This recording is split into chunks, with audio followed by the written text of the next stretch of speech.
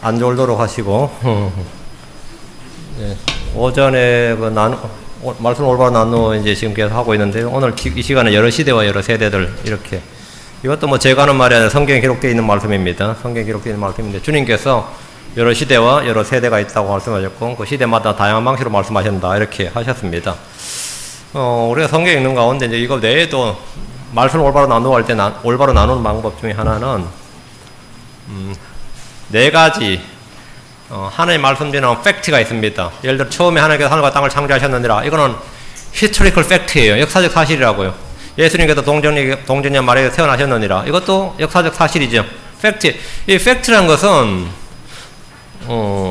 알아야 하는 겁니다.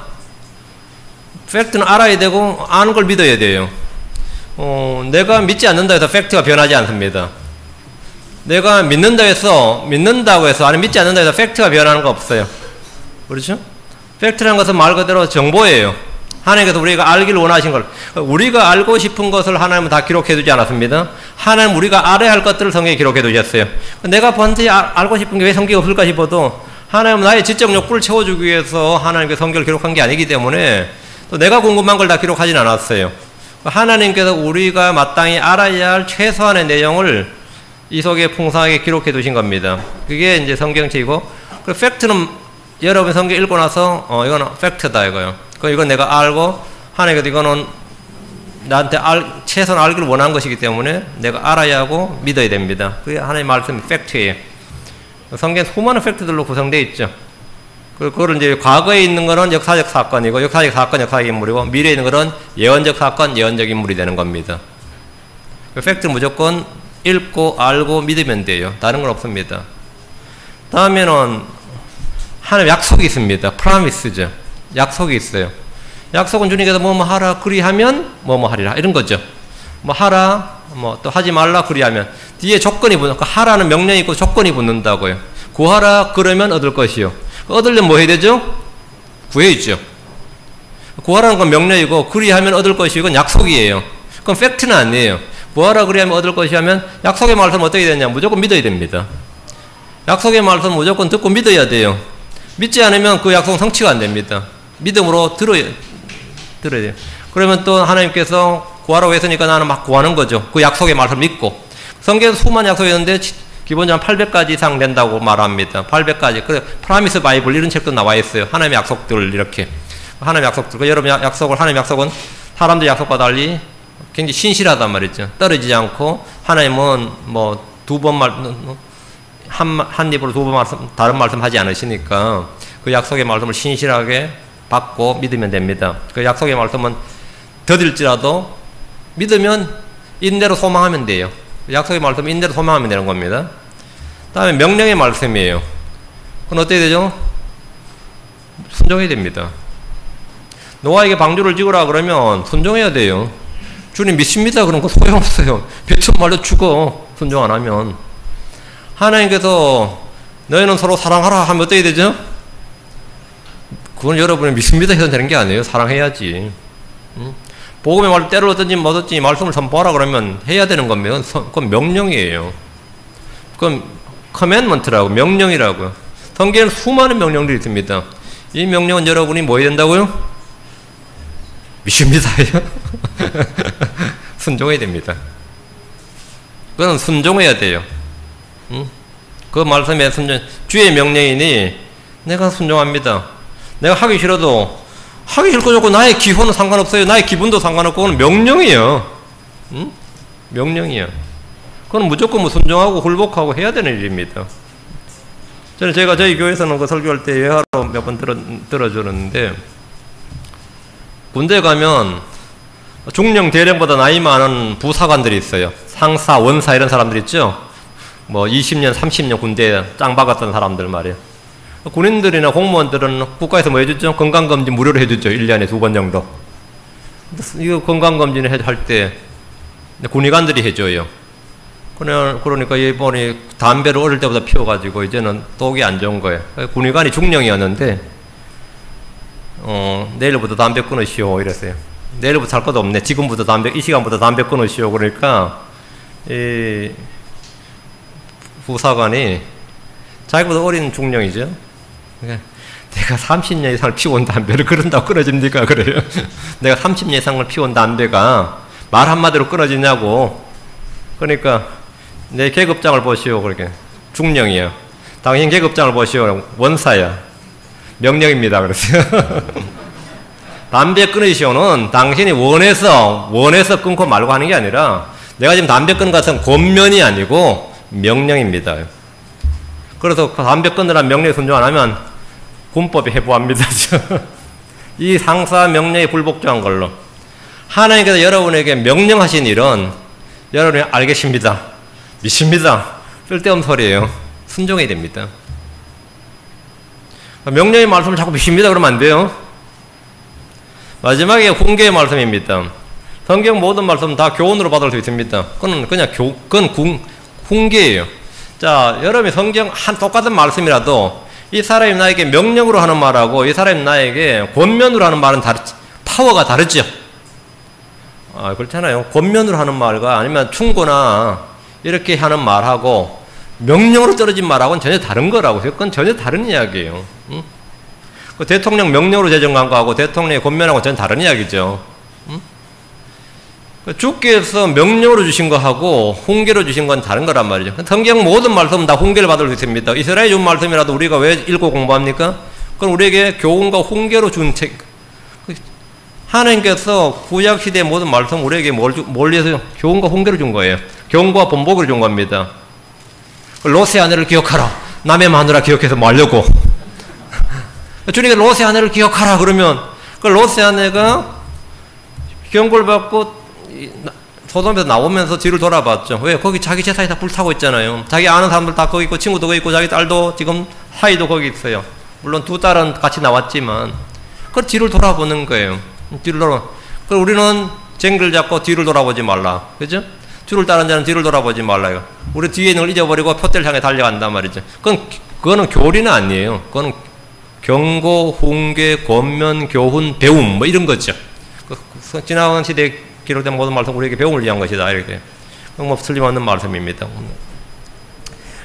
근데 왜 제가 이걸 이건 네 가지는 구분해야 됩니다. 모든 말로 배움으로 준 말씀을 그걸 명령으로 이해하면 안 됩니다. 그럼 명령으로 이해하면 큰일 나죠. 그럼 내가 이걸 해야 되잖아, 당장. 그렇죠. 근데 반면 명령으로 주어진 말을 훈계로 생각하면 어떻게 되죠? 불순종하면서도 합리화가 되잖아요. 그 뒤에 명령인데, 그래. 난 훈계인 줄 알았는데, 그러면서. 명령과 훈계는 전혀 다른 이야기예요. 근데 자, 봅시다. 기도를 지켜보면, 여러분한테 빛의 자녀가 되게 해주시옵소서 그러는 기도 하죠. 그러면 하나님께서 어떻게 할 것 같아요? 너는 빛의 자녀니라 그러면 빛의 자녀인데 자꾸 자녀가 되게 해주시옵소서 그러면 어떻게 되는 거예요? 응? 너희는 땅의 소금이니라 그러면 어때요? 너희는 세상의 빛이니라. 너희는 세상의 빛이니라 그러면 그거는 팩트예요? 프라미스예요? 명령이에요? 생각해봐요. 팩트죠. 예. 팩트는 알고 믿어야 돼요. 그러니까 나는 포도나무 너희는 가지니라. 너희는 내 지체니라. 그러면 우리는 예수 그리스도의 지체입니다. 근데 지체가 되게 해주시옵소서 주여. 지체가 되게 해주시오. 금식 들어갑니다. 그러면 주님도 황당하지. 그거는 알고 믿어야 되는 거예요. 그거는 받아들여야 된다. 그건 알고 믿어야 되는 것이지. 주여 해주시옵소서 그러면 주님께서 어떻게 할 수가 없어요. 그건 팩트라고. 그거는 내가 알고 진리의 지식을 알고 믿어야 되는 겁니다. 팩트는 믿으면 그건 내 것입니다. 알고 믿으면 내 것이에요. 약속은 하나님의 약속을 내가 받아들여서 그 약속을 조건을 충족시켜야 돼요. 그 약속이 뭔지를 보고 그 다음에 그걸 내가 얻을 생각해야지 뒤에 것만 자꾸 달라고 그러면 앞에 건 안 하고 뭐 하라 그리하면 그죠? 자, 너희는 아무것도 염려하지 말라. 주님께서 그렇게 말씀하셨습니다. 그리하면 하나님의 평가에 너희 마음과 생각을 지키시라. 그러면 어떻게 되죠? 예, 아무것도 염려하지 말라 주님 말씀하셨어요. 그럼 하나님께서 뭐죠? 그 앞에 뭐가 있죠? 뭐예요? 모든 일에 기도와 간구로 감사함으로 하나님께 알려지게 너희 모든 일을 하나님께 알려지게 하라. 그건 우리가 해야 될 일이야. 그럼 그리하면 하나님의 평강이 너희 마음과 생각을 지키시라. 그건 뭐 주님이 하실 일이야. 주님 하실 일을 내가 걱정할 일이라고 생각하면 안 됩니다. 내 할 일은 내가 하고 이제 저는 이거 했습니다. 나머지는 주님 하실 일입니다 하고 넘겨드려요. 요까지 내가 할 일이야. 모든 일에 기도와 간구로 감사를 하나님께 알려지게 하라. 그러면 하나님 오늘 교회에 누구는 안 나왔습니다. 알려지만 줘요. 리포트만 해. 꼭 나오기로 했는데 약속을 안 지키네요 하고 말아요. 그냥 뭐 정지할 것도 없어요. 응? 계속 알려줘요. 뭐 사정이 있는 것 같습니다. 알려주고 나면 다음 나머지 뭐죠? 내 생각과 마음의 생각과 이걸 지키는 거는 하나님이 하실 일이에요. 그럼 그건 체험하면 돼요. 여러분이 체험하면 돼요. 근데 자꾸 마음의 평강을 달라고 막 여러분 기도한다면 그거는 기도할 일이 아니죠. 마음의 평강을 얻기 위해서는 앞에 할 일을 하면 되는 겁니다. 여러분 앞에 할 일을 하면 돼요. 그 약속의 말씀이라. 약속의 말씀을 여러분 꼭 하나님의 약속이 성취되기 위해서는 여러분이 해야 될 일을 해야 하나님 하실 일을 할 수 있는 겁니다. 하나님 하실 일을 하라고 막 촉구를 하는데 먼저 자기 할 일부터 하라고. 자기 할 일을 하고 하나님 하실 일을 하나님이 하고. 그 팩트와 프로미스는 전혀 다른 이야기예요. 나는 포도나무에 너희는 가지니라.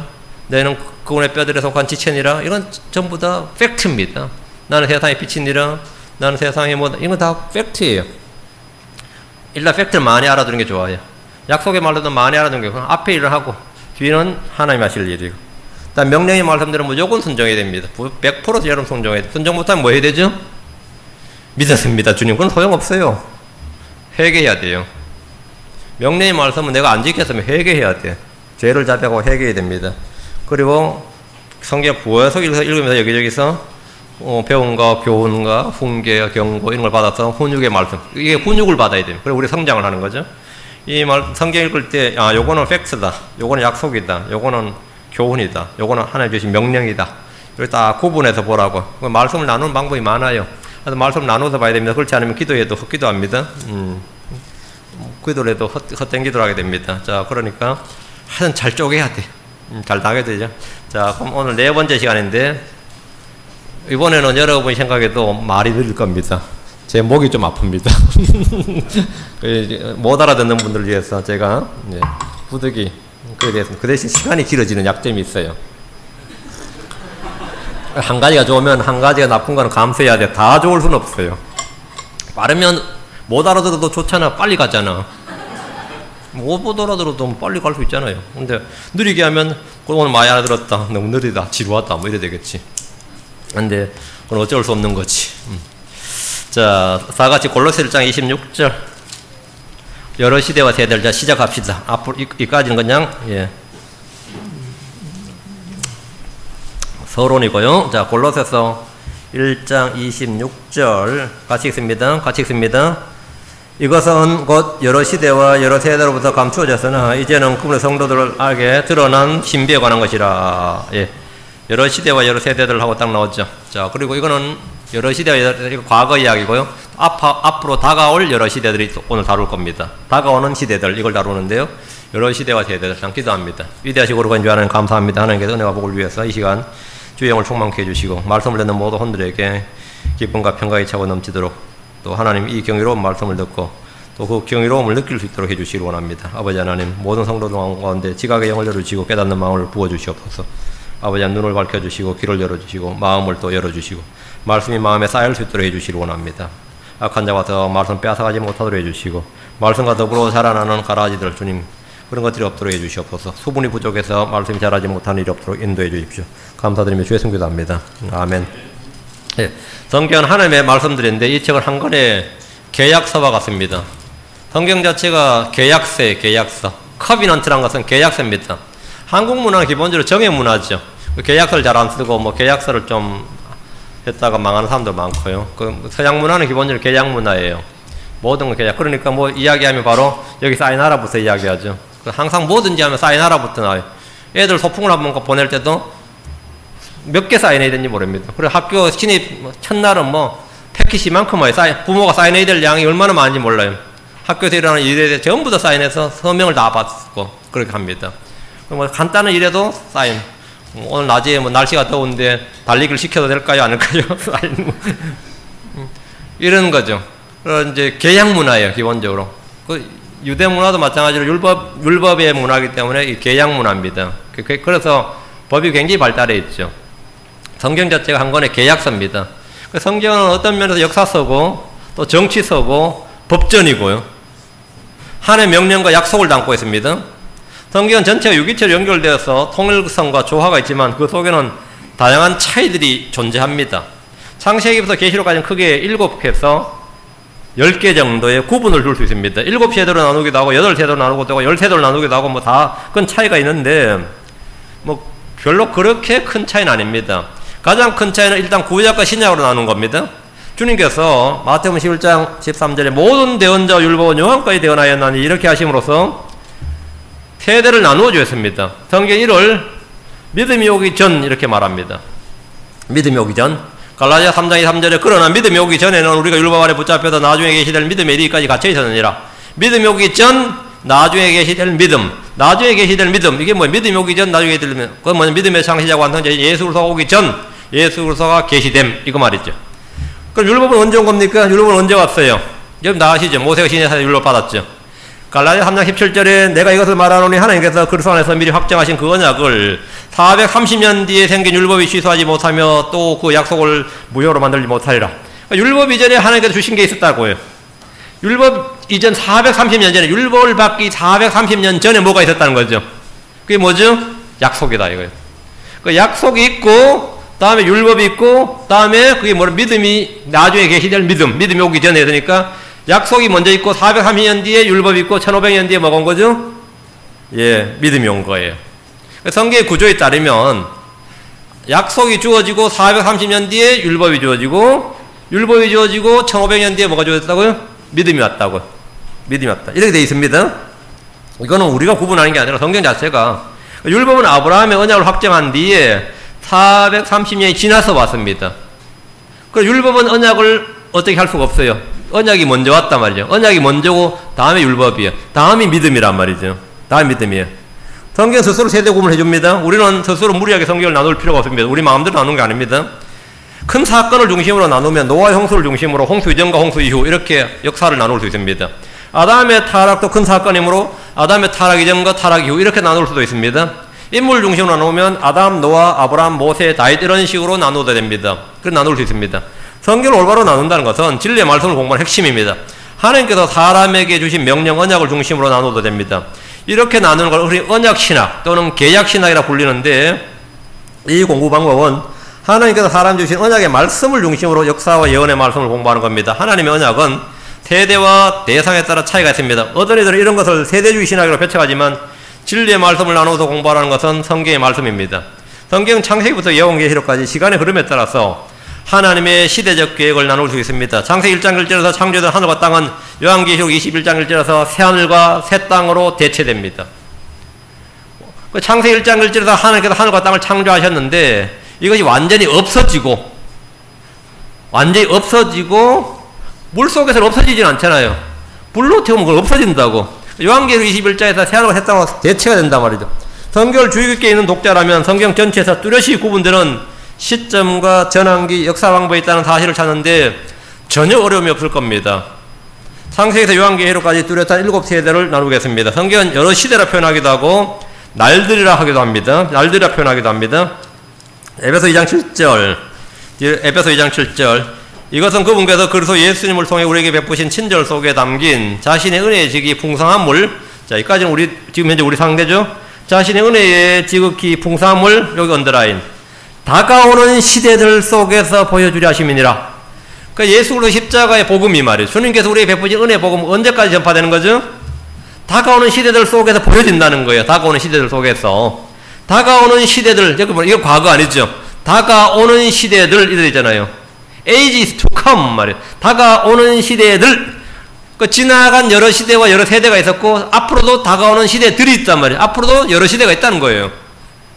이 말씀에 따라서 성경을 땅의 상태대로 나누면 다음과 같이 나눌 수 있습니다. 하나님이 창조하신 땅의 상태는 하나님 앞에서 사람이 어떻게 사는가와 밀접히 연관되어 있습니다. 사람 흙에서 지음받아서 흙으로 돌아가기 때문입니다. 주님이 땅을 만드신 이유는 누군가가 거주하도록 하기 위해서입니다. 땅의 존재 목적은 누군가가 거주하는 거예요. 땅은 거주하라고 만든 겁니다. 자, 이사야 45장 18절. 이사야 45장 18절. 하늘들을 창조한 주가 이같이 말하노라. 하나님은 친히 땅을 조성하고 만들며 견고하게 하였으되, 하나님께서는 친히 땅을 조성하고 만들었다. 이거 아멘이죠? 견고하게 했다잖아요. 땅을 헛되이 창조하지 아니하셨다. 하나님은 땅을 창세기 1장 2절처럼 창조 안 했다고요. 하나님은 창세기 1장 2절처럼 창조해서 서서히 한 게 아니란 말입니다. 하나님은 창세기 1장 1절에서 완벽하게 창조하셨어요. 하나님은 땅을 헛되이 창조하지 아니하셨고, 정확히 읽어야 되면 성경을, 창세기 1장 1절로는 땅을 완벽하게 창조했지 헛되이 빈 공간으로 창조하지 않았습니다. 하나님 물속에서 창조하지 않았습니다. 하나님은 땅을 헛되이 창조하지 아니하셨고, 맞아요, 아니하셨다. 사람이 거주하도록 조성했네요. 사람이란 말은 빨간 볼펜으로 쫙 그으시고, 그 말은 킹제임 성경에 없습니다. 우리 흠정제 있지만 킹제임 성경에는 없는 말이에요. 왜 집어넣었을까요? 실수로? 응? 개혁 성경에 그대로 아마 뺏긴 것 같습니다. 제 생각에는 이 개혁 성경이 이렇게 되어 있습니다. 사람이란 말은 없어요. 그리고 그건 지우시고, 이거는 하나님의 말씀이 아닙니다. 하나님께서 땅을 견고히 하셔서 땅을 헛되이 창조하지 아니하셨고 거주하도록 조성하셨느니라. 창세기 1장을 째서 누가 거주하도록 창조했습니까? 하나님의 아들들이 거주하도록 창조한 겁니다. 다음에 재창조는 누가 거주하도록 창조됐어요? 누가 거주하도록? 아담, 사람이 거주하도록. 새하늘과 새 땅을 누가 거주하도록 창조하시죠? 예, 영원세계에 들어가는 구원받은 자들이 거주하도록 창조된 거죠. 이해됩니까? 헛되이 창조하지 않았다고. 하나님께서 새하늘과 새 땅도 6일 동안 그렇게 창조한 게 아니단 말이죠. 하나님은 창조할 때 헛되이 창조하지 않습니다. 허무의 상태로 빈 공간으로 창조하지 않습니다. 헛되이 창조하지 아니하셨고 거주하도록 조성하셨느니라. 나는 주리라 나 외에 다른 이가 없느니라. 이렇게 되어 있습니다. 그러니까 이게 바로 처음에 창조하신 땅이죠. 창세기 1장이 됩니다. 하나님께서 창조하신 첫 땅입니다. 이 땅에는 하나님의 아들들이 거주했습니다. 어차피 땅은 다 하나님의 아들들이 거주하는 거예요. 땅은 하나님의 아들들에게 주어진 겁니다. 천사도 하나님의 아들들이라 불리고, 아담도 하나님의 아들이라 불리고, 이스라엘도 하나님의 아들이라 불리고, 예수님도 하나님의 아들이시고, 크리스천도 하나님의 아들들이고, 맞죠? 자, 오케이. 땅은 하나님의 아들들이 거주한단 말이죠. 그 태초의 땅은 하나님께서 창조하신 땅이고, 이 땅에는 하나님의 아들이 거주했습니다. 다음 창세기 1장 2절에 보면 혼돈의 땅, 이거 물 가운데 있는 땅이에요. 하나님은 처음에 하늘과 땅을 창조하지 물을 창조한 게 아니에요. 물을 창조해 물 속에다 땅을 만든 건 아닙니다. 그럼 땅을 만들어 놓고 물을 만든 것도 아니에요. 땅 물 속에 잠궈버린 것도 아니고. 그건 심판이었습니다. 두 번째 땅은 혼돈의 땅입니다. 물 가운데 있는 땅인데 물로 심판을 받아서 형태가 없고 비어 있었습니다. 비어 있었습니다. 이게 두 번째 땅이죠. 세 번째 땅은 회복된 땅, 에덴의 땅입니다. 물에서 나온 땅이죠. 물에서 나와 물 가운데 서 있는 땅. 땅이 물에서 나왔습니다. 자, 땅이 물에서 나왔어요. 하나님께서 6일간의 창조를 통해서 동식물이 살 수 있는 땅이 되었고, 아담과 이브에게 이 땅을 지키고 다스리도록 주셨습니다. 그래서 아담은 뭐가 된 거죠? 하나님의 아들들이 됐습니다. 하나님의 아들이 됐습니다. 다음 네 번째 땅은 저주받은 땅입니다. 저주받은 땅이죠. 인간의 범죄로 땅은 저주를 받았습니다. 창세기 3장 17절 19절 땅은 너로 인하여 저주를 받고 땅은 너로 인하여 저주를 받고. 아담이 죄를 지었는데 땅은 왜 저주를 받습니까? 땅을 다스리는 권능을 누구에게 줬어요? 아담이 줬단 말이죠. 땅은 너로 인하여 저주를 받고 너는 평생토록 고통 중에 땅의 소산을 먹으리라. 또한 땅이 내게 가시던 물과 엉겅퀴를 내리라. 내가 들의 채소를 먹으며 땅으로 돌아가기까지는 내 얼굴에 땀을 흘려야 빵을 먹으리니 이는 내가 땅에서 취하여졌습니다. 너는 흙으니 흙으로 돌아갈 것이니라. 저주받은 땅. 사람의 죄로 인해서 땅이 저주를 받았습니다. 그리고 홍수 이후부터 지금까지 땅은 물이 땅을 떠난 거죠. 그리고 지금까지 땅입니다. 저주받은 땅에 살던 사람들의 넘치는 죄악으로 말미암아 땅 위에 코로 호흡하는 모든 동물들은 다 죽고 다시 한번 물로 침례를 받습니다. 홍수로 인해 땅은 급격한 변화를 맞았습니다. 계절이 생겼고 생태계의 변화가 생깁니다. 노아와 그의 아들들은 땅에 대한 지배권을 회복받고 땅에 충만하라는 명령을 받았습니다. 현재의 땅은 주님의 재림과 더불어 다시 한번 큰 지질학적 물리적 변화를 받습니다. 천년왕국의 땅입니다. 천년왕국의 땅이죠. 주님의 재림과 더불어 시작되는 땅은 창세기 3장에서 인간의 범죄로 말미암아 땅에 내려진 저주가 풀립니다. 동물과 식물과 자연환경 등 모든 것이 다 에덴의 낙원처럼 회복됩니다. 이사야 3장 26절에 또 주께서 자신의 백성의 터진 곳을 삼으시고 그들의 맞은 곳을 치유하시는 날에 달빛은 햇빛 같겠고 햇빛은 7배나 되어 7날의 빛과 같으리라 했습니다. 그러나 이 땅은 영원한 땅이 아닙니다. 이 땅은 불에 타 없어지고 말 겁니다. 베드로서 3장 10절에 그러나 주의 날이 밤에 도둑같이 오리니 그날에는 하늘들이 큰 소리와 함께 사라지고 원소들이 뜨거운 열에 녹으려니와 땅과 그 안에 있는 모든 일들도 불태워지리라 했습니다. 이게 천년왕국의 땅입니다. 다음에 새하늘과 새 땅입니다. 새 하늘과 새 땅이에요. 이게 7번째 땅이죠. 요한계시록 21장 1절 또 내가 새 하늘과 새 땅을 보았으니 이는 처음 하늘과 처음 땅이 사라지고 바다도 다시는 있지 아니하였습니다. 이 땅은 의가 거하는 땅입니다. 베드로 3장 13절 그럼에도 불구하고 우리는 그의 약속에 따라 의가 거하는 새 하늘들과 새 땅을 기다리는도다 했습니다. 성경은 여러 시대들이 있습니다. 그때 있었던 세상이 있고 현 세상이 있고 다가올 세상 이렇게 크게 셋으로 세상은 나누어집니다.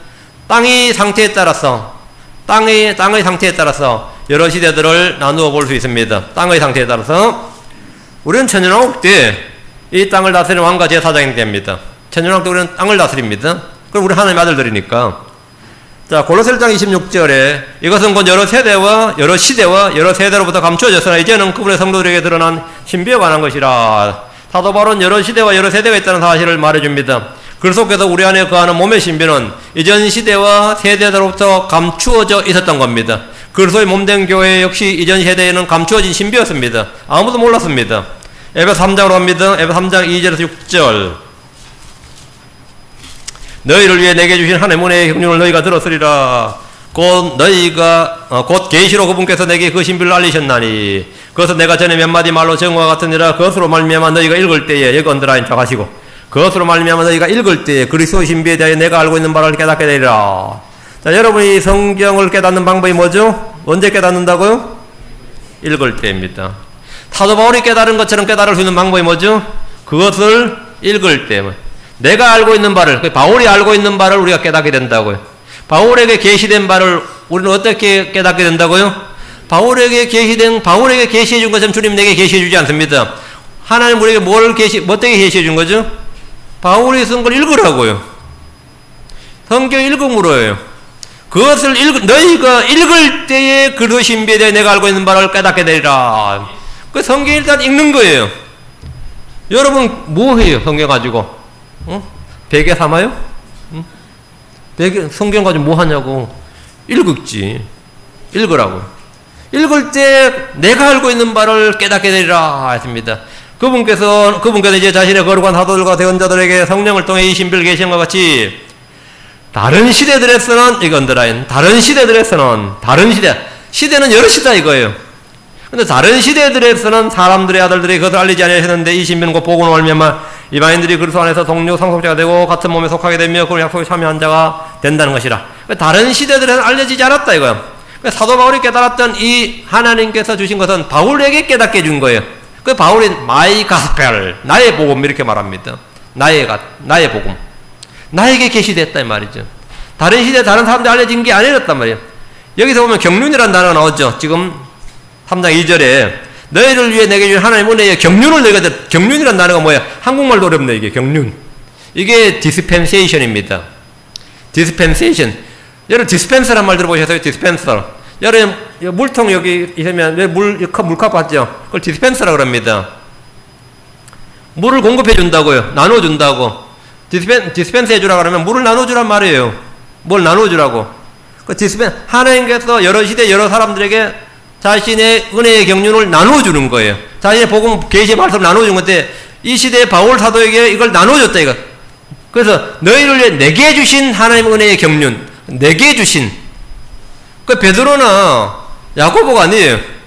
바울 자신 너희를 위해 내게 주신 하나님의 은혜의 경륜을 너희가 들었으리라. 곧 계시로 그분께서 누구에게? 우리에게가 아니고 그분께서 내게 그 신비를 알리셨나니 그 신비를 내게 알리셨다 이거예요. 이 신비는 어떻게 깨닫느냐? 읽을 때 깨닫는다 이거예요. 복음을 통해서 그리스도 안에서 유대인과 이방인이 동료 상속자가 된다는 것과 뭐 이런 교회 신비, 몸된 신비 이런 것은 다른 시대들에서는 알려진 바가 없었습니다. 알려진 바가 없었어요. 그러니까 모든 시대에 모든 사람이 똑같은 믿음으로 구원받았다는 말은 전혀 거짓말입니다. 알려지지 않았는데 어떻게 똑같은 믿음을 구원받습니까? 알려지지 않았는데. 성경은 한 시대, 한 세대만 있다고 하지 않습니다. 성경 자체가 여러 시대가 있고 여러 세대가 있다고 지금 기록되어 있습니다. 주님이 말씀하신 방식은 그 세대별로 다양했다고 되어 있습니다. 자, 히브리서 1장 1절 지나간 때는 여러 시대의 다양한 방식으로 대언자들을 통하여 조상들에게 말씀하신 하나님께서 그러면 여러 시대, 지나간 때 여러 시대, 그러니까 구약에는 여러 시대가 있었다 이 말이에요. 그리고 다가올 여러 시대라 그래서요. 구약에도 그랬고 앞으로도 여러 시대가 있다 이거예요. 우리 주님께서 아담이 주신 말씀과 노아에게 주신 말씀과 아브라함이 주신 말씀에 차이가 있다는 것은 상식적으로 누구나 성경 있는 사람이 다 아는 겁니다. 하나님께서 아담에게 뭐라고 말씀하셨습니까? 첫째가 에덴의 언약이에요. 얘는 인간이 지음받은 후에 하나님 주신 언약입니다. 에덴에 언약 처음에 있었고 다음에 아담과의 언약이 있어요. 하나님께서 범죄한 인간에게 여자의 씨를 통해서 구원하시겠다는 약속을 하셨습니다.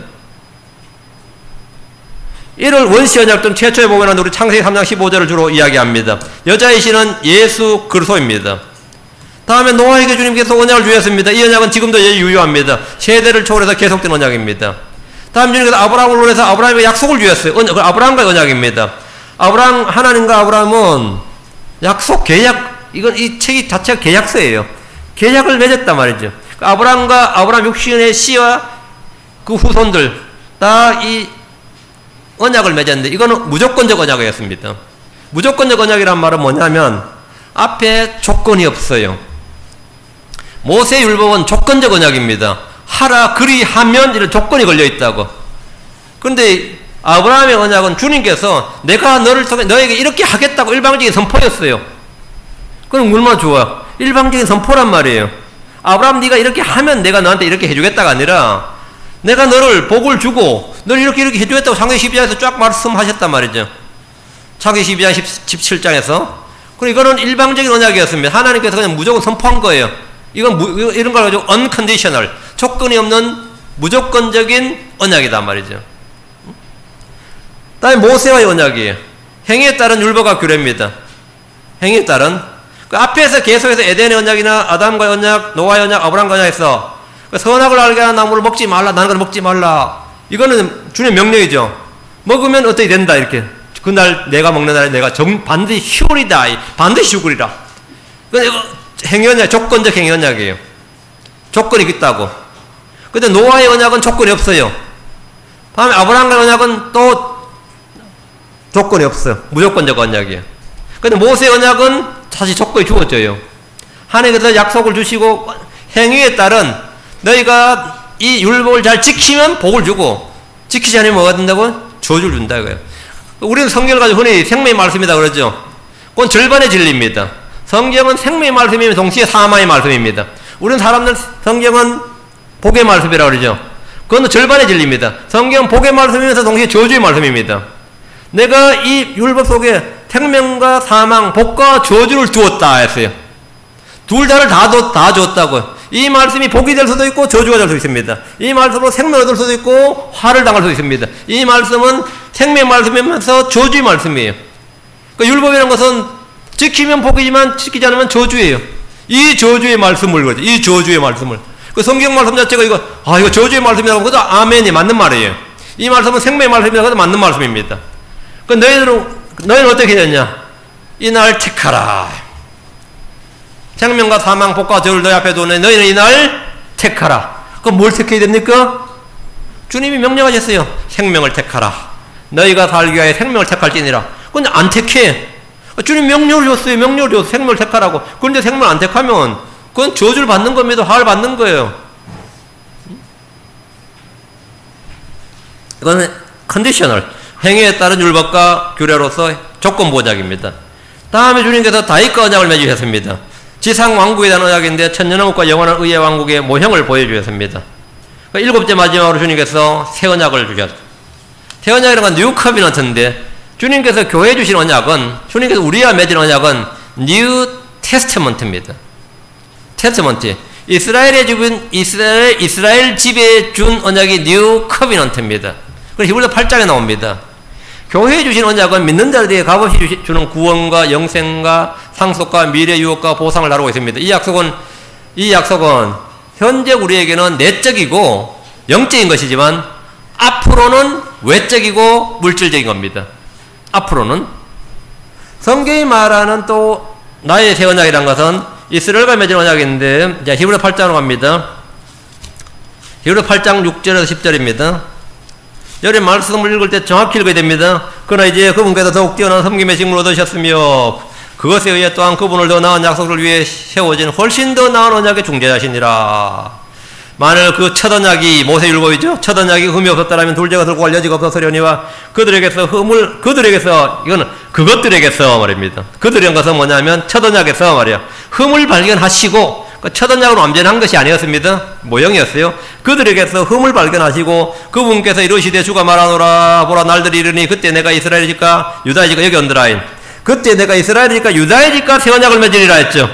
그때의 언제죠? 갈보리 때 말고 그때라는 말은 갈보리 때가 아닙니다. 그때 내가 이스라엘 집과 유다의 집과 새 언약을 맺으리라. 뉴 커비넌트는 교회와 상관 있는 게 아니에요. 이스라엘 집과 유다의 집과 상관 있는 겁니다. 뉴 테스트먼트는 교회와 상관 있고 뉴 커비넌트는 이스라엘 집과 유다의 집과 새 언약을 맺으리라 해서인데 이스라엘 집과 유다의 집을 졸지 교회로 적용해버리면 그건 오류입니다. 그것은 내가 그들의 조상들의 손을 잡고 그들의 조상은 단지 이스라엘입니다. 그들 이집트 땅에서 끌고 나오던 날에 구약의 출애굽이죠. 그들과 맺은 언약에 따른 것이 아니니라. 모세의 율법이 아니다 말이야. 그들이 내 언약 안에 머물러 있지 아니하였으므로 모세의 율법을 지키지 아니하였으므로 내가 그들을 중히 여기지 아니하였노라. 그래서 멸망했죠.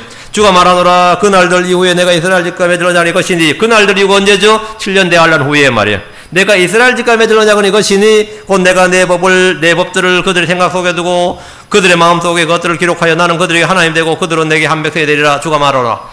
그 히브리서 8장 6절 10절은 새 언약은 새 언약인데 이스라엘 집과 맺어진 새 언약이죠.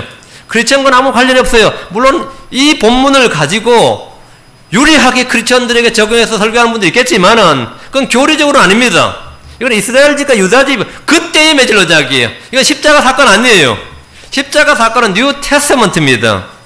주님께서 잔을 집으시고 빵을 떼시던 날에 잔을 집으시고 맺은 언약은 뉴 테스트먼트고 이거는 그때 그날에 있을 언제 내가 그날들 이후에 이스라엘 집과 맺을 언약은 이것이다 이렇게 말이죠.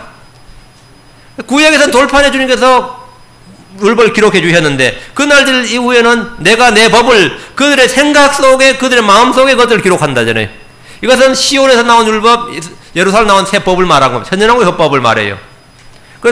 그래서 그들은 나는 그들이 하나님 되고 그들은 내게 한 백성이 되라 이렇게 말씀하셨습니다. 이렇게 언약을 나눌 수 있단 말이죠. 뭐 나누기 어렵진 않습니다. 그렇죠? 자, 그럼 이제 세대를 나눠봅니다.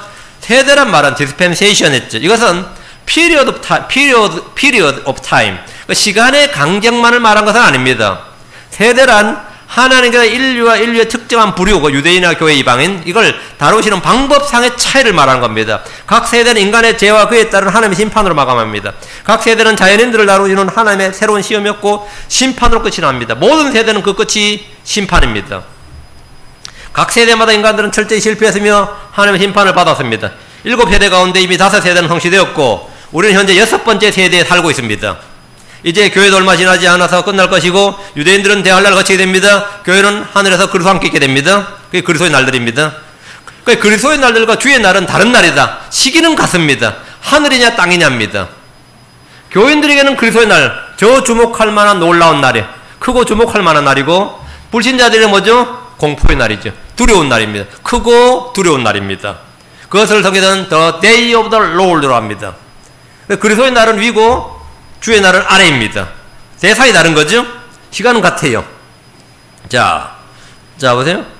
우리가 지금 6번째 시대에 살고 있고 다음에 이제 교회 시대가 지금 2018년이죠. 얼마 지나지 않고 끝날 겁니다. 힘든 사람들 조금 힘내세요. 얼마 지나지 않아서 곧 끝날 겁니다. 얼마 지나지 않아서. 그런데 유대인들은 대환란을 거치게 될 겁니다. 유대인은 대환란을 거치게 될 겁니다. 이 자리에 만약 구원 안 받은 사람들은 거치게 될 겁니다. 좋다 말았죠. 구원받지 않은 사람 지금 구원받아야 됩니다. 구원받는다는 건 다른 겁니다. 예수 믿으십니까? 그러면 오늘날 크리스천들은 예수 믿는 게 무슨 말인지를 모르는 크리스천도 있습니다. 예수를 믿는다라. 믿는다고 해야 되나? 말해야 되나? 예수 믿는 게 뭔가 습니까? 예수가 주요 그리스도심을 믿는다는 말입니다. 예수님이 처음에 계셨던 하나님이셨는데 육신을 입고 사람이 되셨다는 걸 믿는다는 겁니다. 내가 예수를 믿는다는 것은 예수님이 하나님의 아들이심을 믿는다는 말입니다. 예수님을 믿는다는 것은 예수님이 처음부터 계신 생명의 말씀이셨다는 걸 믿는다는 거예요. 난 예수를 믿는다는 말은 뭐냐면 예수를 뭘 믿어요? 예수님이 사람의 모습으로 오신 하나님, 본래 하나님이었다는 걸 믿는다는 거예요. 그게 예수 믿는 거예요. 전 예수를 믿습니다. 이 말은 뭐냐면 예수가 성경에 기록되어 있는 바로 그 인물임을 믿는다는 거예요. 여자의 씨로 시작해서 여자의 씨부터 해서 아브라함의 씨, 나의 씨, 성경에 기록된 메시아에 관한 기록들이 쫙 있는데 지금 모든 유대인들은 다 그리스도를 믿습니다. 이해됩니까? 예수를 십자가에 못 박았던 유대인들은 그리스도를 믿었어요. 그 그리스도가 예수라고 믿질 않았던 거지. 지금 정통 유대인들도 그리스도를 믿어요. 그 그리스도가 예수라고 믿지 않는 거죠. 복음서에 나오는 모든 유대인들은 다 그리스도를 믿었습니다. 사마리아 여인도 그리스도를 믿었어요. 그리스도가 오시면 이랬잖아요. 그 그리스도가 예수님이 내가 그니라. 네가 말한 그 그리스도가 나라고. 너희들이 모세에 기록된 율법과 대언자들이 증언한 그 그리스도가 누구라고요? 나라고. 그러니까 예수를 믿는 것은 내가 그니라. 내가 바로 성경에 증언되고 기록되어 있는 그분임을 믿는다는 것이 예수를 믿는 겁니다. 예수가 누구이신가를 믿는 게 예수 믿는 거예요. 두 번째 예수를 믿는 것은 예수님이 나를 위해서 행하신 일이 무엇인가를 믿는 겁니다. 예수님 나를 위해 죽으셨어요. 고난받으셨습니다. 묻히셨어요. 부활하셨습니다. 하늘로 가셨습니다. 다시 오십니다. 주님께서 나를 위하여 행하신 일이 있습니다. 그 일을 믿는 것. 난 예수 믿습니다. 예수님이 나를 위해서 행하신 일을 다 믿습니다. 이 말이에요. 그거 아니면 예수 믿는 게 아니에요. 난 예수 믿습니다. 교회 어릴 때부터 다녔습니다. 그 예수 뭐 믿는데? 예수 뭐 믿는데? 내가 뭐 믿는 줄 몰라. 구원 어떻게 받는데? 그럼 예수 믿으면 맞죠? 오케이. 예수를 믿어요? 믿는데 믿음의 대상이 없어. 뭐 믿음의 근거도 없고. 뭘 믿어요 대체? 뭐를 전파한 거예요 대체? 복음을 전할 때 뭘 전한 거예요? 예수가 누구냐를 전하는 겁니다. 예수가 누구냐를 전하는 거예요. 여러분 예수를 믿는 건 예수가 누구이신지를 믿는 겁니다. 예수님이 무엇을 하셨는지를 믿는 거예요. 이 두 가지가 안 되면 구원 받은 게 아니에요. 교회를 몇 전 그 상관없어 받은 거 아니에요. 이 자리에 여러분이 모태신앙인지 그건 다 쓸데없는 소리고 이 두 가지 사실을 내가 확실히 알고 믿는 게 아니라면 여러분 예수 믿는 거 아닙니다. 그건 예수 믿는 거 아니에요. 그건 구원 받은 거 아니에요. 그 예수님께서 나의 주 나의 하나님이십니다. 이게 탁 튀어나와야 돼. 그게 뭐냐면 마음으로 하고 입으로 시인하는 거야. 내 마음속에 예수님 그분 나의 주시죠.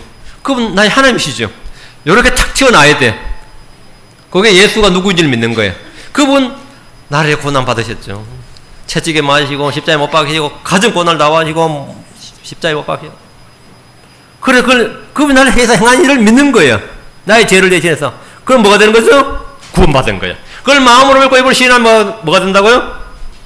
그 복으로 너희는 구원받았느니라. 받았어요? 여러분 받았다 아니면 안 받았다지 나머지는 없어요. 받았으면 받은 거고 안 받으면 안 받은 거지. 내가 받았는지 모르겠다 그러면 안 받은 겁니다. 뭐 헷갈릴 거 없어요. 난 잘 모르겠다는 없어요. 받았다고 확실히 하지 않으면 다 안 받은 겁니다. 안 받은 거예요.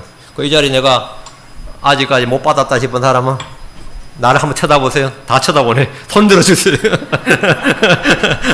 아무도 안 되네. 다 구원 받았나 보네. 오케이. 다 받아도 생각하고, 구원도 안 받은 사람 마귀 새끼들한테 내가 이 말씀 전한다니까 내가 아깝잖아, 시간이. 그러면 안 되니까 이 자리에 혹시 마귀 새끼들이 같이 앉아있으면 어떻게 되겠어요? 안 되지. 그러니까, 미리 점검하고 시작합니다. 자, 하나님은 이 우주의 창조주십니다. 그죠? 그리고 이 우주의 주인이십니다. 그 당연히 경영자시죠. 자신의 뜻에 따라 시대적 계획과 목적을 가지고 있습니다. 이 계획을, 하나님의 계획을 거절하면 어떻게 되는 거죠? 그럼 말이 안 되는 거죠. 하나님께서 침례요한을 통해서 유대인들이 물로 침례를 주게 하셨습니다. 침례를 준 이유는 예수님을 그들 가운데 드러내기 위해서였습니다. 그들의 길을 예비해서 그들이 예수님을 받아들이게 하기 위해서 예수님을 믿을 수 있는 길을 예비한 거였어요. 그게 주의 길을 예비한단 말이죠. 그래서 침례를 준 거예요. 그런데 바리새인들은 어떻게 했죠? 하나님이 자신들을 향한 하나님의 계획을 거절하더라. 침례 안 받아버린 거죠. 자신들을 향한 하나님의 계획을 거절하였더라. 하나님의 계획을 거절한다. 그럼 하나님의 계획이 뭐였어요? 유대인들은 그 당시 나와서 회개하고 물로 침례를 받는 게 하나님의 계획이었어요. 그럼 지금 이 세대 하나님의 계획은 뭐죠? 회개하고 복음을 믿는 게 하나님의 계획입니다. 이걸 거절하면 어떻게 되는 거죠? 구원 못 받는 거죠. 구원 못 받는 거죠. 하나님께서는 자신의 뜻에 따라 시대적 계획과 뭐가 있다? 목적을 가지고 있단 말이죠.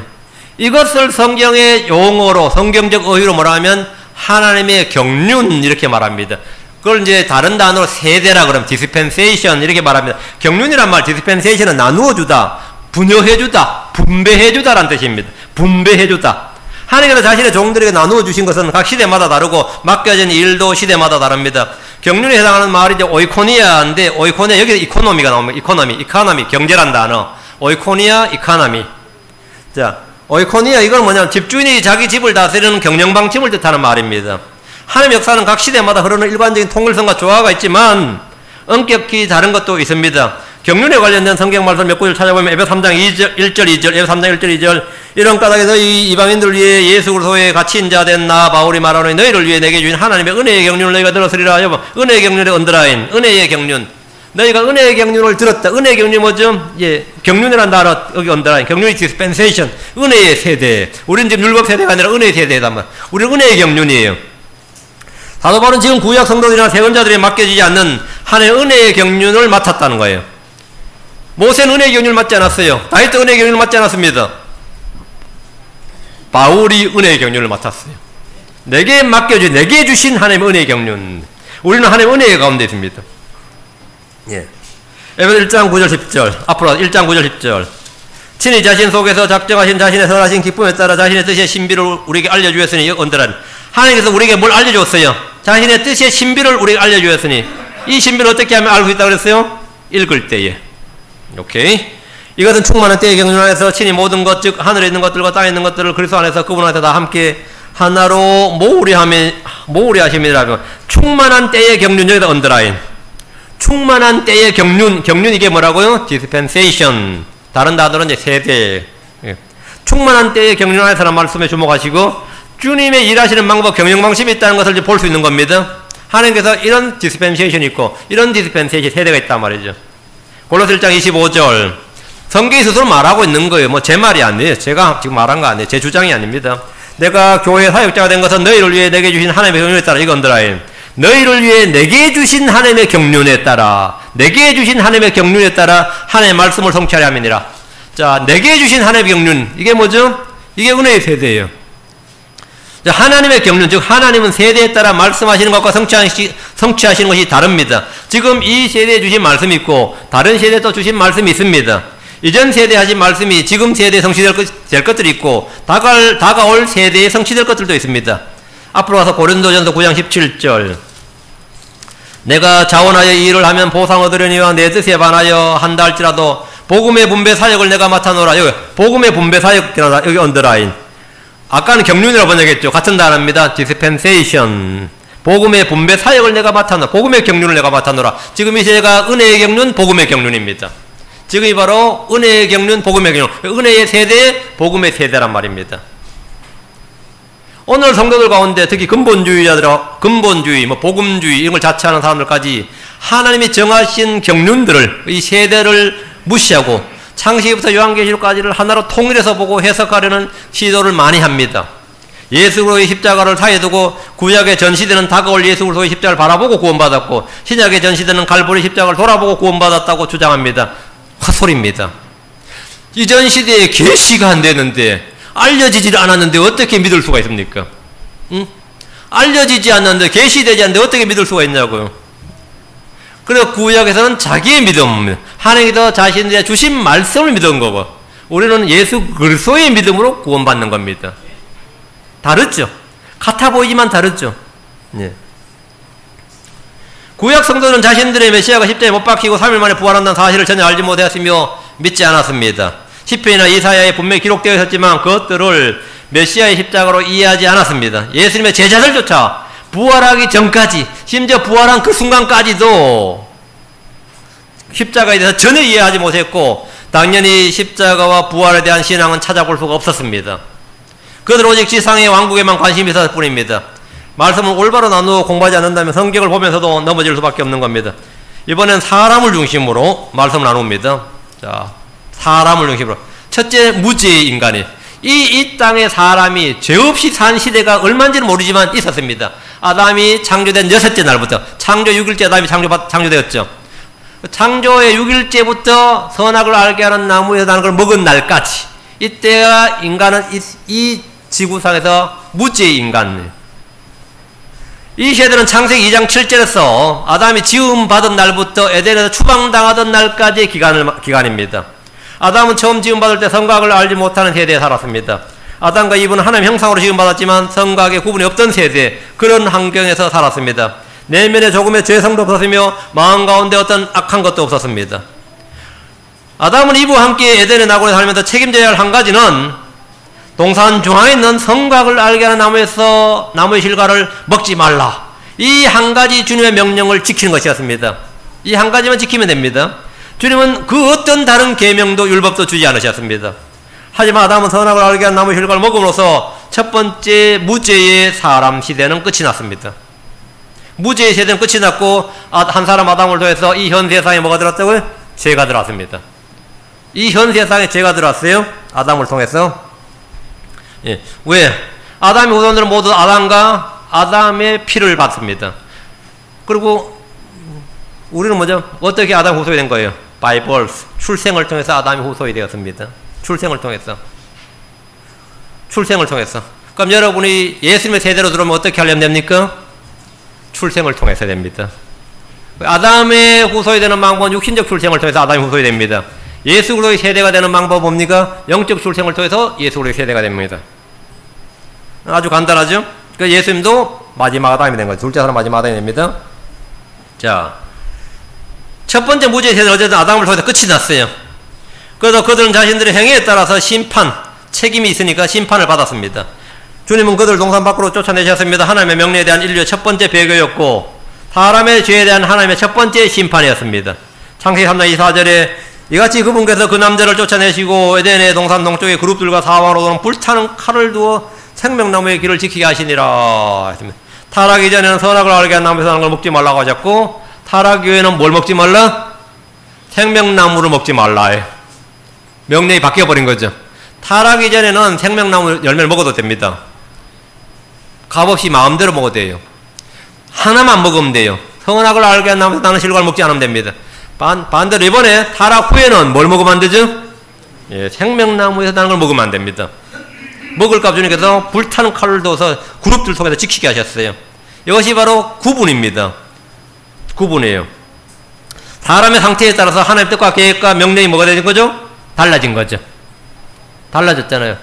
이전에는 선악을 알게 나는 거 먹지 말라고, 지금은 뭐냐고? 생명나무에서 나는 거 먹지 말라죠. 먹지 못하셨습니다. 둘째 시대는 양심 아래 있는 인간입니다. 양심 아래. 타락한 사람들은 선악을 알게 한 나무의 실과를 먹음으로써 거기서 얻은 선악에 대한 지식으로 양심이 활동하기 시작했습니다. 양심이 활동하기 시작했어요. 양심은 기본적으로 올바른 도덕적 기준에 대한 의식을 줍니다. 이제 인류는 자신의 양심에 따라 선을 행하고 악을 피해야 됩니다. 자신의 양심에 따라 선을 행하고 악을 피해야 돼요. 이 세대는 홍수로 세상이 끝날 때까지 계속됩니다. 에덴에서 나온 이후부터 노아의 홍수 때까지 인류는 정부나 법의 지배를 받지 않았습니다. 그러나 마음속의 양심은 악을 이기고 선을 행할 힘을 제공해주지 않았습니다. 양심은 거울과 같습니다. 이는 마치 사물의 모습을 보여주긴 하지만 거울 속에 비친 내 더러운 모습을 씻어주거나 바로잡아주지 못한 것과 같습니다.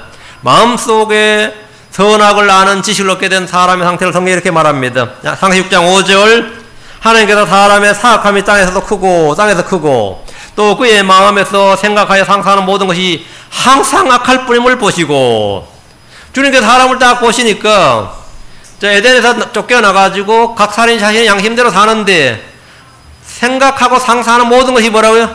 항상 악할 뿐이다. 항상 악할 뿐임을 보셨대. 양심을 얻었고 선악에 대한 지식을 얻었지만 선악에 사는 사람은 없었습니다. 양심은 위기의 순간에 무기력합니다. 욕망이 발동할 때 양심이 할 수 있는 일은 아무것도 없습니다. 에녹이 의를 전파하고 다골 심판에 대해 경고했고 노아 역시 그러했지만 사람들의 사악함은 날로 더해갔습니다. 이로써 하나님은 다시 인류를 심판하셨습니다. 창세기 7장 21절 땅 위에서 움직이던 모든 육체가 죽었으니 곧 날짐승과 가축과 짐승과 땅에서 기는 모든 것과 모든 사람이라 모든 사람이 죽었어요. 하나님이 심판했습니다. 인류를 싹 쓸어버린 겁니다. 의인 노아와 그 가족을 제외하고 다 쓸어버렸어요.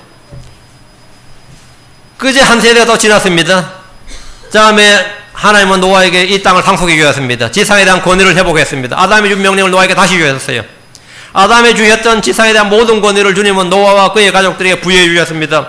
세상을 심판하셔서 지상의 모든 악을 제거하시고 새로운 세상을 노아와 그의 아들들에게 복과 더불어 약속을 주셨습니다.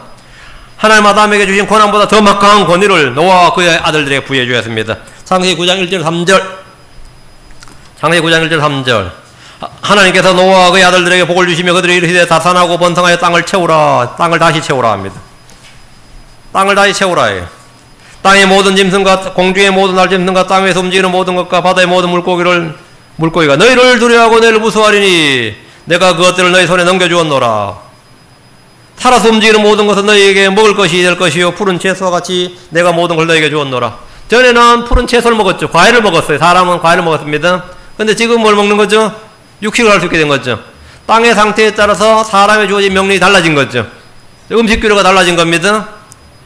하여튼 노아는 엄청난 복과 막강한 권한을 부여받은 왕이었습니다.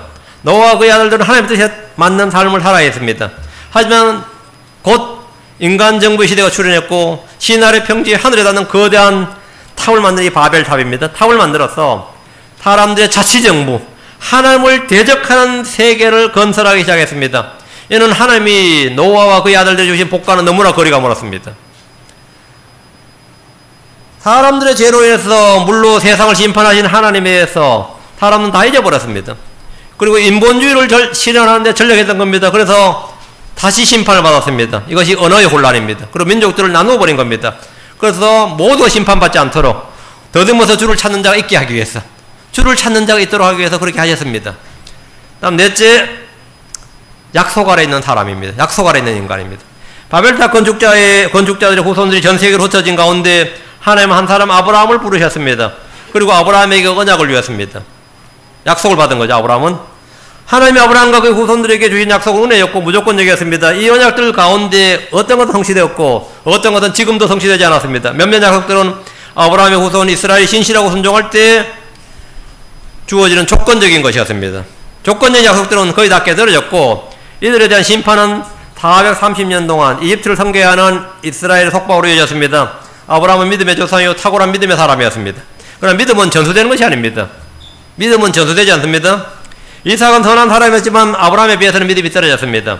야곱은 속여서 장자권을 쟁취했지만 아버지만큼의 믿음의 사람은 아니었습니다. 요셉을 제외한 나머지 아들들은 믿음과 상관없는 죄로를 느낀 삶이었습니다. 그 아브라함, 이삭, 야곱, 요셉인데 야곱의 때에 오니까 야곱의 아들이 12이죠. 요셉 하나 제외하고 나머지 11명은 개차반이었다 이 말입니다.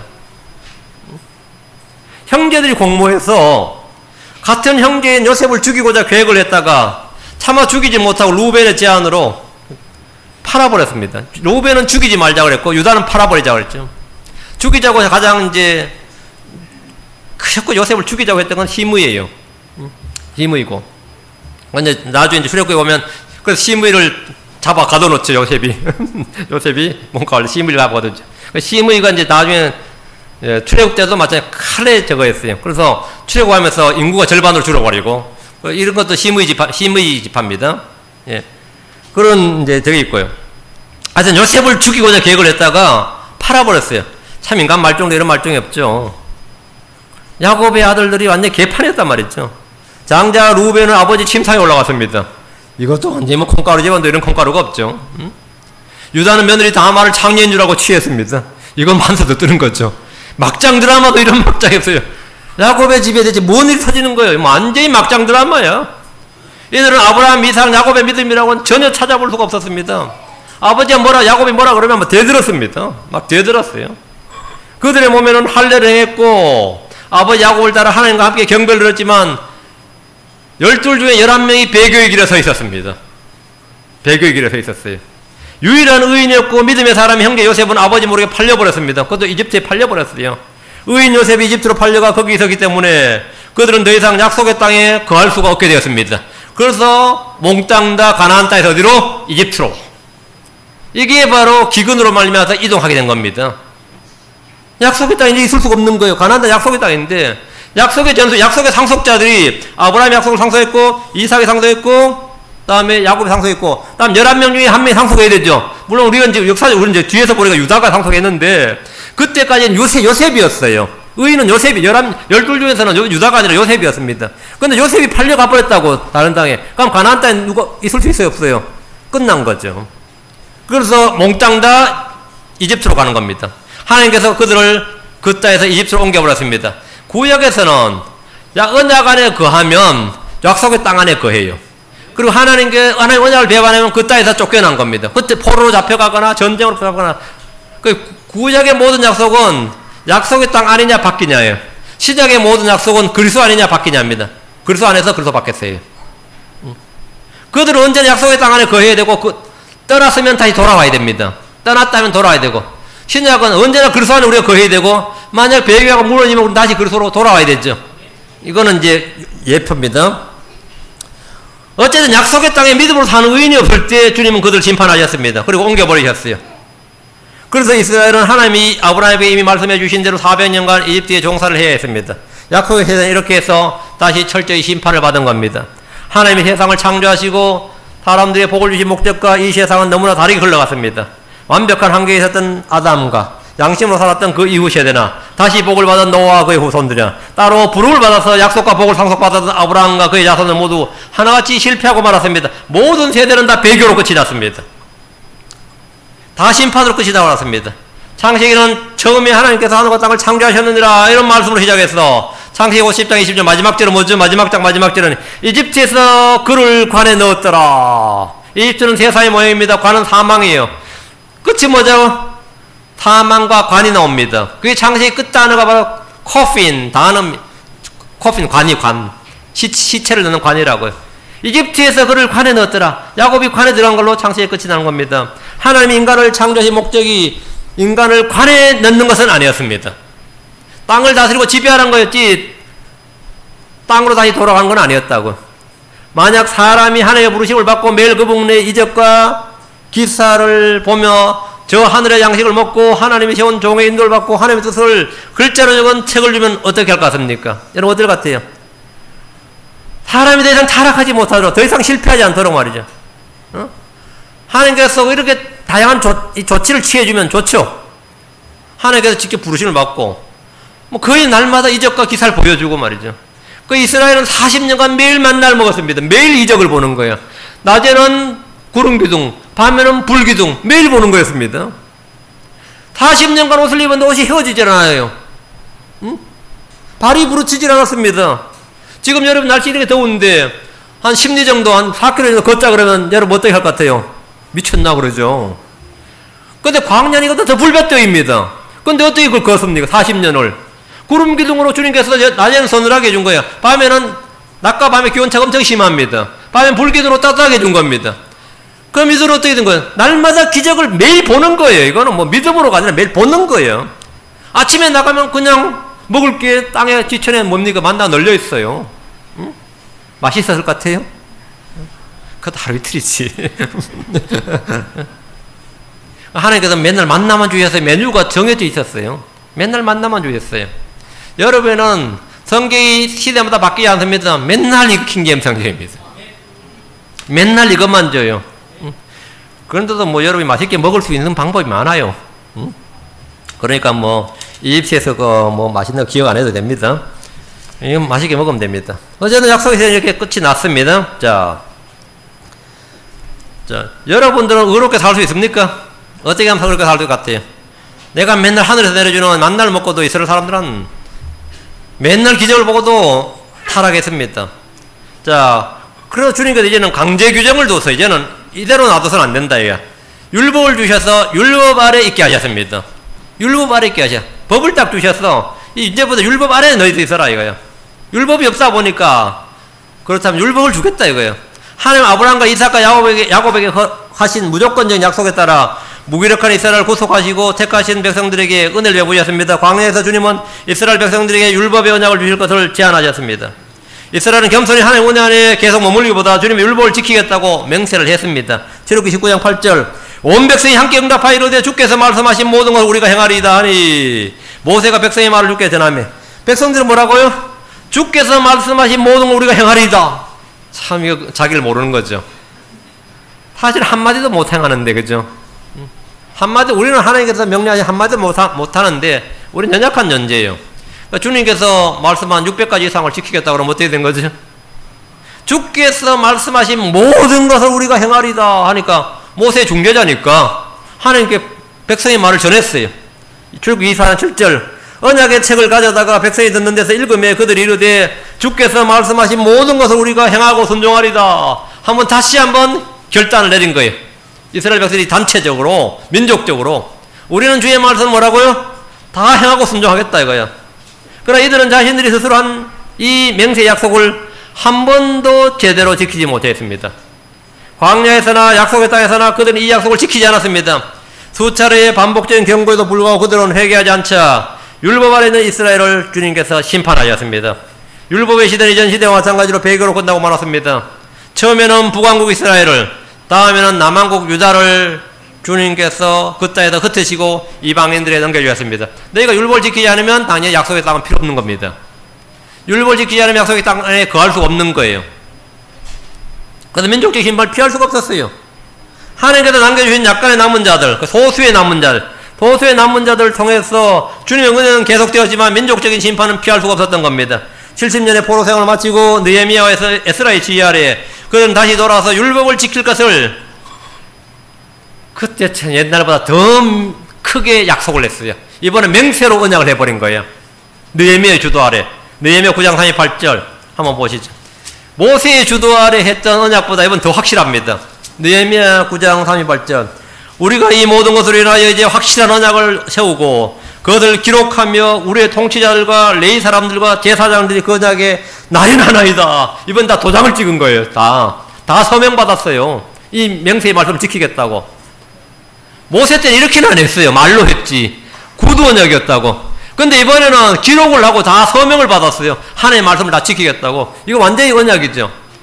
저도 제 선배 하나가 군대를 갔다 와서 대학을 왔어요. 근데 대학을 고학생이었기 때문에 힘들었어요. 그래서 하나님 앞에다 하나님의 편지를 썼어. 4년간 제게 장학금을 주시고 아르바이트를 꾸준히 주셔서 생활비를 주시고 이렇게 하면 내 평생 주님을 위해서 주님을 따라하는 일이 없으리다 하면서 하고는 자기 인장을 꽉 찍었어요. 그리고 봉투에하고 스카치 테이프로 쫙 붙여서 자기 책상 밑에 쫙 집어넣었어요. 완전히 이 말씀에 따라서 자기가 서명하고 인장 찍고 하나님 어떻게 했을 것 같아요? 이 친구한테 4년간 장학금을 주고 아르바이트자를 계속해서 줬습니다.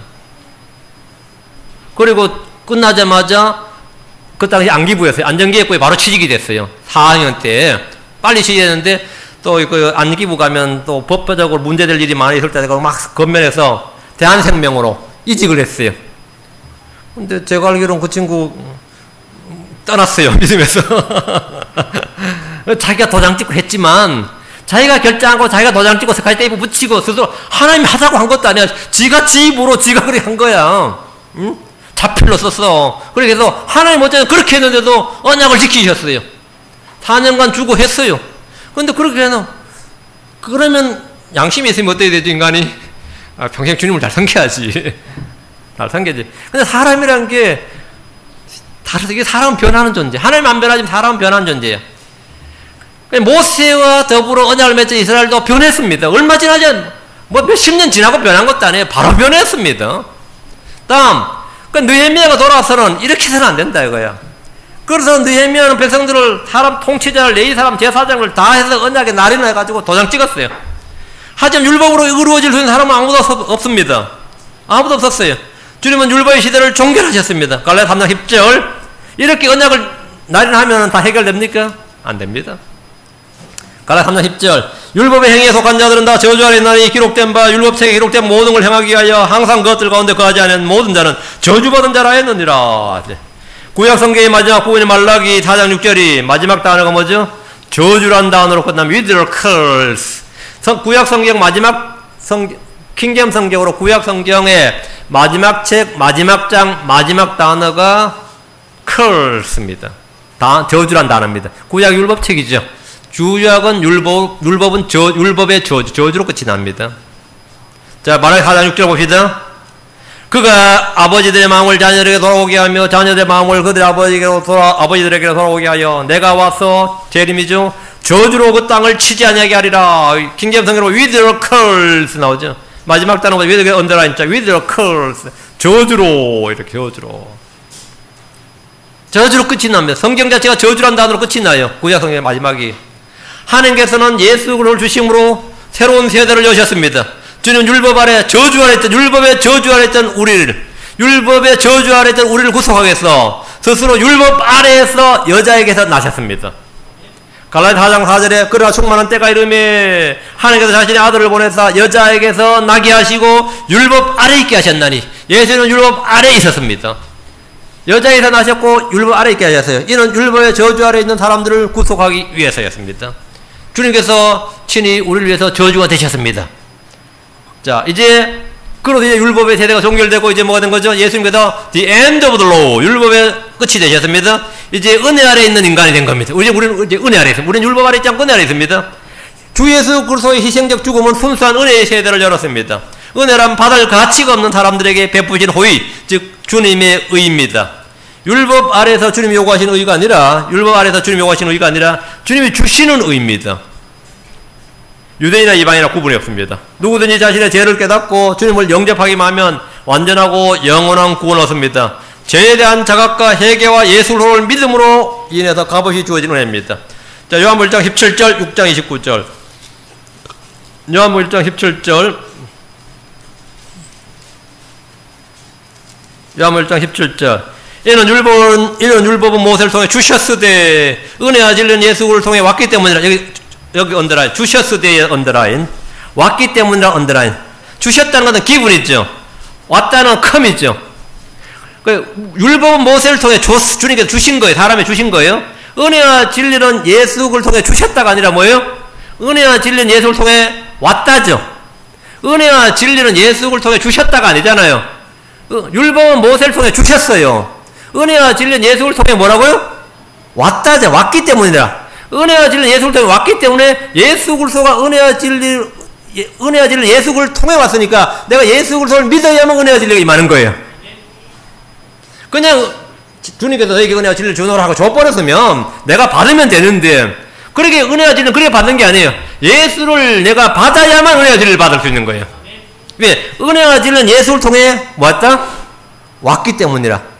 이런 단어 하나를 여러분 구분하셔야 돼요.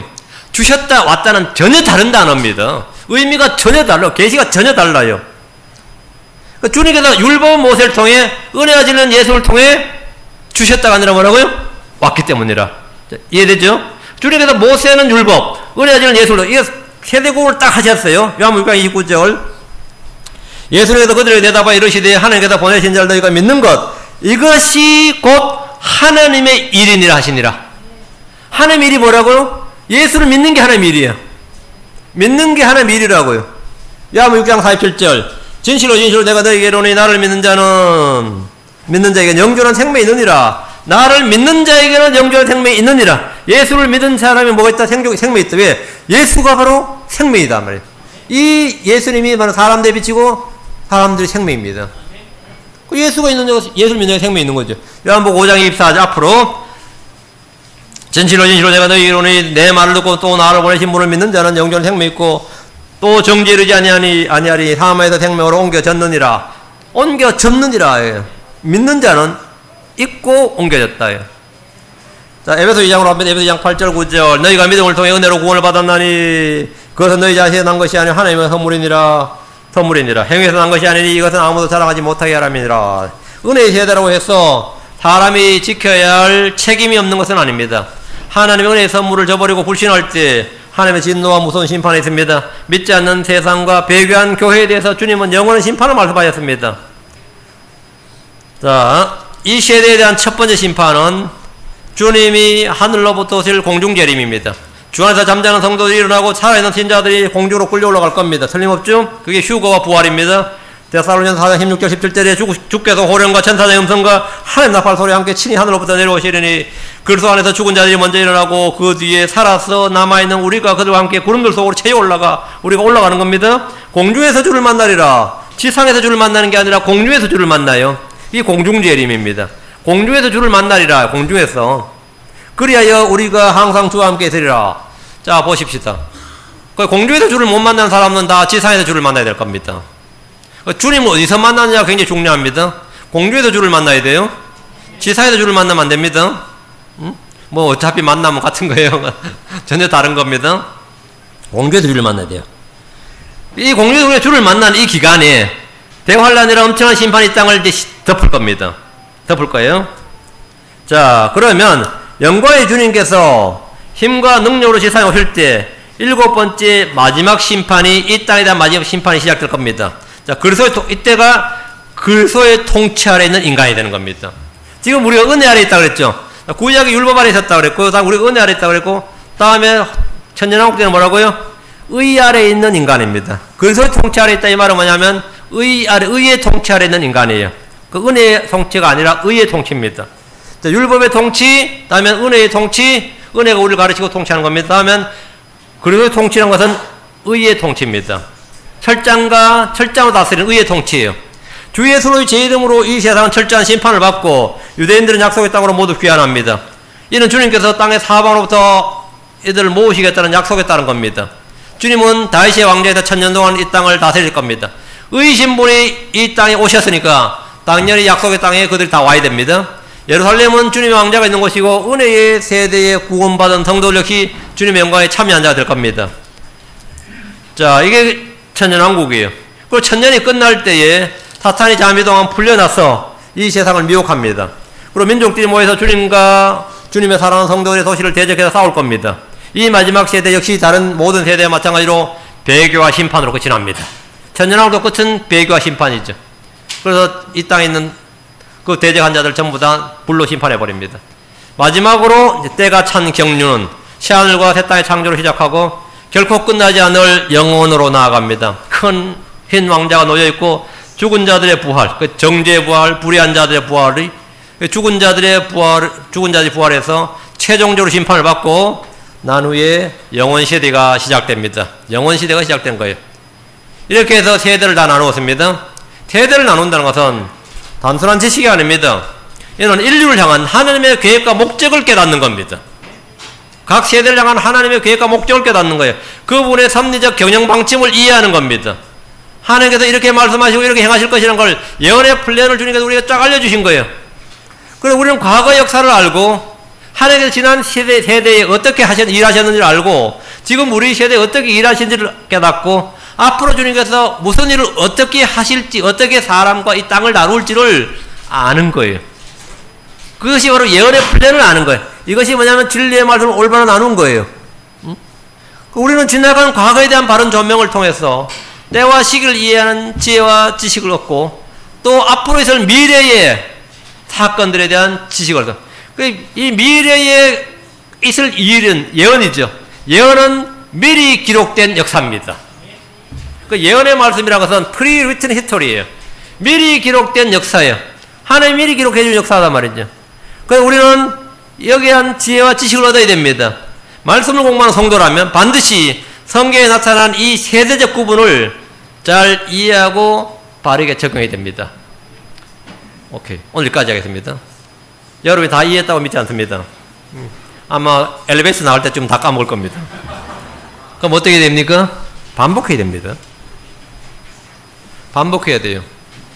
다 까먹은 걸 어떻게 반복을 합니까? 동영상 있죠. 다 원고를 가져서 반복을 하셔야 됩니다.